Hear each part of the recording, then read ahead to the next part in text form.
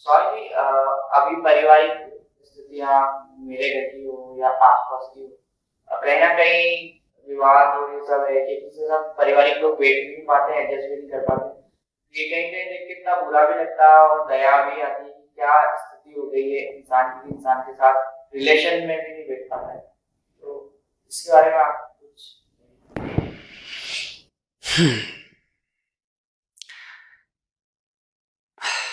संवेदनशीलता की कमी। अ, हम टेलीविज़न देख रहे हैं, हम मोबाइल का उपयोग कर रहे हैं, हम लैपटॉप पर बैठे हैं, मशीनों के साथ हैं। तो मशीनों के साथ होते-होते जिनका साथ होता है हम वैसे ही हो जाते हैं। गुरुजी हमारे बड़ा अच्छा कहते हैं कि तुम जिसको पूजोगे तुम वही हो जाओगे, तो भूत पूजोगे तो भूत हो जाओगे, पत्थर पूजोगे तो पत्थर हो जाओगे। हम क्या पूज रहे हैं दिन भर? हम किसके सानिध्य में हैं? हम कंप्यूटर के सानिध्य में हैं, हम मोबाइल के सानिध्य में हैं। तो धीरे धीरे हमारा जो वो ह्यूमन नेचर है, संवेदनशीलता, दया, प्रेम, सौहार्द, वो सूखता जाता। हम बिल्कुल मशीनों की तरह सूखे हो गए हैं। कंप्यूटर सब सवालों के जवाब दे सकता है मगर रो नहीं सकता, हंस नहीं सकता, आपको गले नहीं लगा सकता।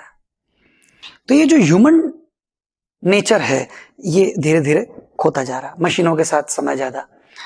एक तो बड़ा जरूरी है कि परिवार के लोग जो हैं वो एक एक भोजन या एक शाम की चाय या रात को साथ में बैठ करके दूध या कोई ऐसी कोई स्थिति निर्माण करे कि घर के लोग सब साथ में बैठें और उस समय टेलीविजन न चलता हो, तो वो आपसी बातचीत करें। लोग ये मेरे पास आते रहे और मुझसे कहते रहे कि हमारे बच्चा बात नहीं कर पाता, उसका कम्युनिकेशन ठीक नहीं है। कम्युनिकेशन बच्चों का तब ठीक होगा जब उनको घर में बोलने का मौका मिलेगा। यहाँ हमारे घरों में हमको बोलने का मौका नहीं मिलता। जब हम घरों में बोलने का मौका हमको नहीं मिलता तो हमको लगता हमको बोलना नहीं आता और हम बोलना सीखने के लिए किसी कम्युनिकेशन की क्लास में जाते हैं।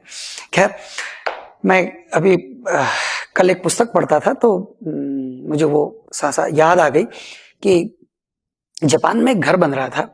तो जापान में घर कैसे बनते हैं कि दीवालों के बाजू से, दीवालों के पास से एक लकड़ी की दीवार वो और उठाते हैं। तो एक आदमी अपने 25 साल पुराने घर में रिनोवेशन करा रहा था।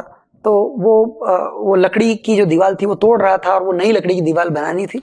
तो जब लकड़ी की दीवारें टूट रही थी तो उसको एक अजीब दृश्य देखने को मिला जिससे वो सहम गया। उसको ये देखने को मिला कि जब वो लकड़ियों की दीवारें जब कभी बनी होंगी, जब लगी होंगी या कभी कोई रिपेयर हुआ होगा, तो उसमें कुछ ऐसा हुआ कि एक छिपकली जो है वो दीवार के साथ नेल कर दी गई, उसमें कील ठोक दी गई, वो दीवार के साथ चिपक गई और उसके अंदर से चूंकि वो कील चली गई तो वो उस छिपकली को दीवार से चिपका हुआ देख करके हैरान हुआ। और हैरानी उसको तब ज्यादा हुई जब उसने देखा कि ये छिपकली जिंदा है।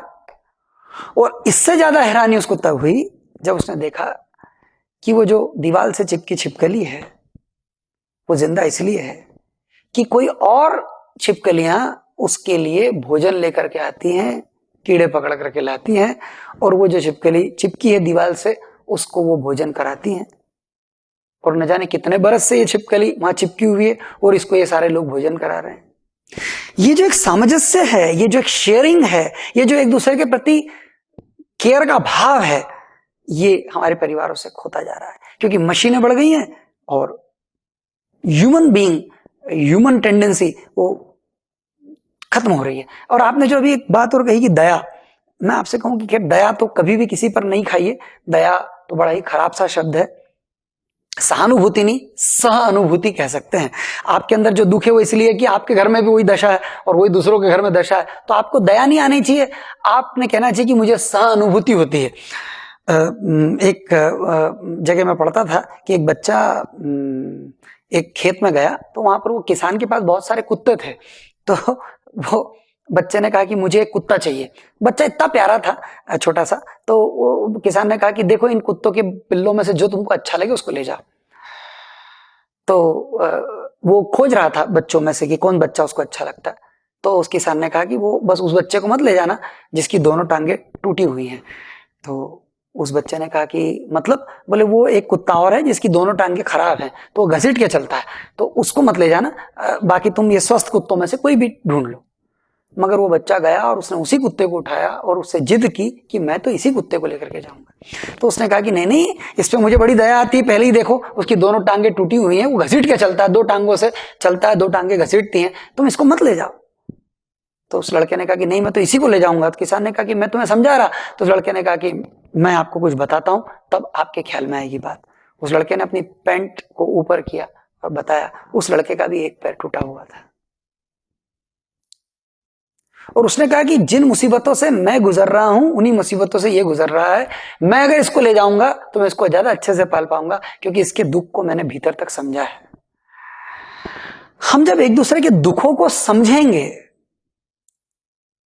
जब हम देखेंगे कि मेरे भीतर जो दुख है, मेरे भीतर जो एंजाइटी है, मेरे भीतर मैं जो आराम करना चाहता हूं, मैं जो डिस्टर्बेंस नहीं चाहता हूं, मैं जो अपनी स्पेस में रहना चाहता हूं, उसी तरह से मेरे साथ का जो व्यक्ति है वो भी आराम करना चाहता है, वो भी अपनी स्पेस में रहना चाहता है, वो भी लोगों के सामने इंसल्टेड नहीं होना चाहता, अपमानित नहीं होना चाहता।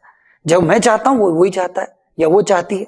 जब हम एक दूसरे की भावनाओं को सहानुभूति नहीं, सह अनुभूति में समझेंगे, not sympathy, but I am talking about empathy.